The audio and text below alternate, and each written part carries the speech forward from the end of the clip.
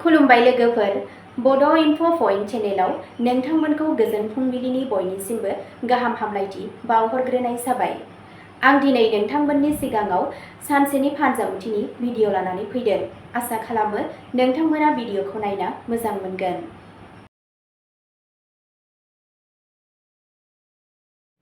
दिनै 1 नभेम्बर 2025 मायथाइ एबा 14 कार्तिक दान 1432 मायथाइ सनिबार।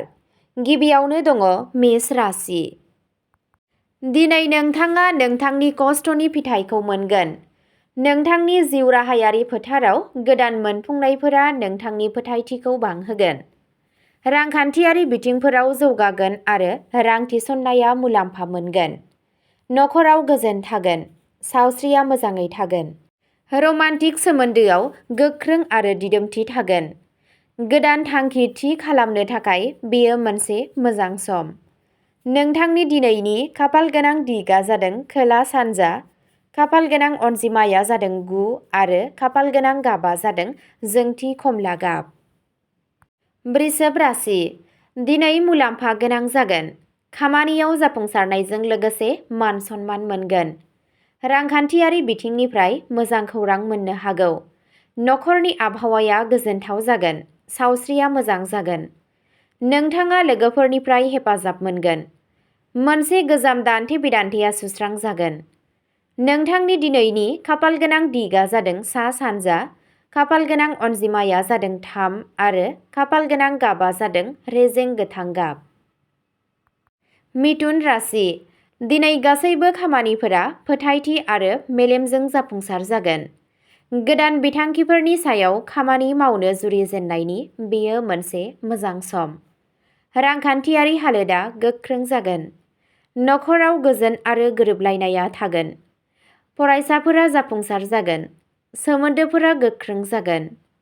नोंथांनि दिनैनि खाफालगोनां दिगआ जादों सोनाब, खाफालगोनां अनजिमाया जादों 8 आरो खाफालगोनां गाबआ जादों आकाहि गाब। कर्क राशि।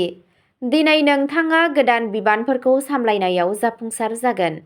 खामानियाव दावगानाय जागोन। रांखान्थियारि बिथिंफोरा जौगागोन। नखरजों सम हगारनाया गोजोनथाव जागोन। सावस्रिया मोजां जागोन। नोंथाङा आत्मिक गोजोनखौ मोनदांगोन। दावबायनाया मुलाम्फा लाबोनो हागौ।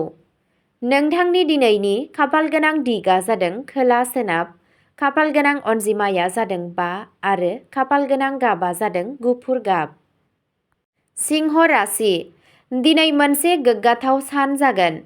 खामानि थिलियाव नोंथांनि दैदेननायखौ बाख्नायनाय जागोन। रांखान्थियारि मुलाम्फानि खाबुफोर ओंखारगोन। नखरारि जिउआव अननाय आरो मान बांगोन। सावस्रिया मोजां जागोन। मोजां मोननायाव दिदोमथि फैगोन।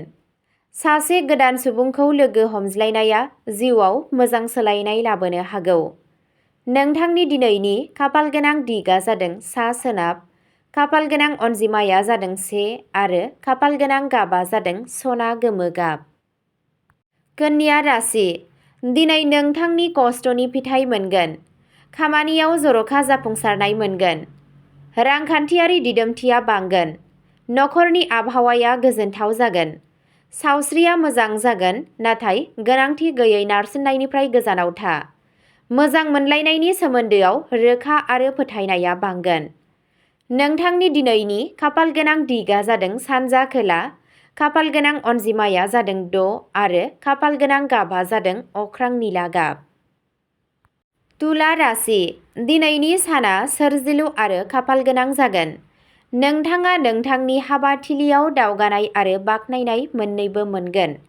रांखान्थियारि मुलाम्फानि खाबुफोर ओंखारगोन। नखरारि जिउआ गोजोननायजों बुंफबनाय जागोन।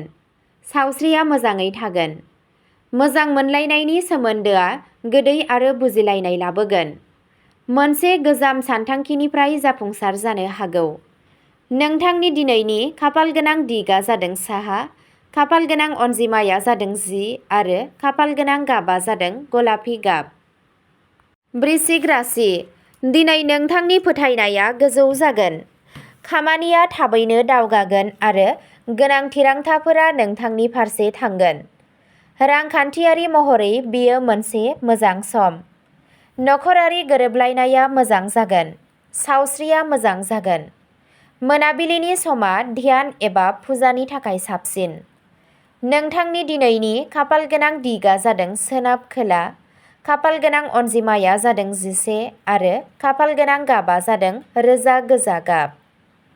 धनु राशि। दिनैनि साना थुलुंगाखांनाय आरो जाफुंसारनायजों बुंफबनाय जागोन। जिउ राहायारि बिथिङाव गोदान मोनफुंनाय फैगोन। रांखान्थियारि मुलाम्फानि खाबुफोर थागोन। नखरजों सम हगारनाया गोजोनथाव जागोन। सावस्रिया मोजां जागोन। फरायसाफोरा आनजाद एबा बादायलायनायाव जाफुंसार जागोन। नोंथांनि दिनैनि खाफालगोनां दिगा जादों सानजा, खाफालगोनां अनजिमाया जादों 7 आरो खाफालगोनां गाबा जादों गोमो गाब। मकर राशि। दिनैनि साना गावजों गाव फोथायथि आरो धैर्य बांहोनायनि सान जागोन। हाबाथिलियाव गोजौ मासि एबा मान मोननायनि नेरसोन थायो। रांखान्थियारि हालोदा गोख्रों जागोन। नखराव गोरोबलायनाय थागोन। सावस्रिया मोजां जागोन। गोजाम लोगोखौ लोगो मोननाया गाहाम जागोन। नोंथांनि दिनैनि खाफालगोनां दिगा जादों सा सानजा, खाफालगोनां अनजिमाया जादों 2 आरो खाफालगोनां अनजिमाया जादों हाथफ्ला गाब। कुम्भ राशि। दिनै नोंथांनि सानस्रिफोरा गोदान गोहो आरो रोखाथिजों बुंफबगोन। खामानि थिलियाव जाफुंसारनाया रोखा। रांखान्थियारि हालोदा गोख्रों जागोन। नखरारि जिउआव अननाया थाबाय थागोन। सावस्रिया मोजां जागोन। मोजां मोनलायनायनि सोमोन्दोआव रमान्स आरो गोरोबलायनाया बांगोन। नोंथांनि दिनैनि खाफालगोनां दिगा जादों सोनाब, खाफालगोनां अनजिमाया जादों 4 आरो खाफालगोनां गाबा जादों अख्रां निला गाब। मीन राशि। दिनै नोंथांनि सानबोलावरि आरो सोरजिथाया थिखिनियाव थागोन। रांखान्थियारि हालोदा जौगागोन। नखर आरो मोजां मोनलायनाय जिउ मोन्नैयावबो गोजोना थागोन। सावस्रिया मोजां जागोन। माबा मोनसे गोदान खामानि जागायोब्ला जाफुंसारनाया फोथायथिजों फैगोन। नोंथांनि दिनैनि खाफालगोनां दिगा जादों खोला, खाफालगोनां अनजिमाया जादों 12 आरो खाफालगोनां गाबा जादों निला फान्थाव गाब। अब्ला दिनैनि राशि फरायथिनाय एबा फानजामुथि फरायथिनाया एसेनोसै। गोजोन्थों।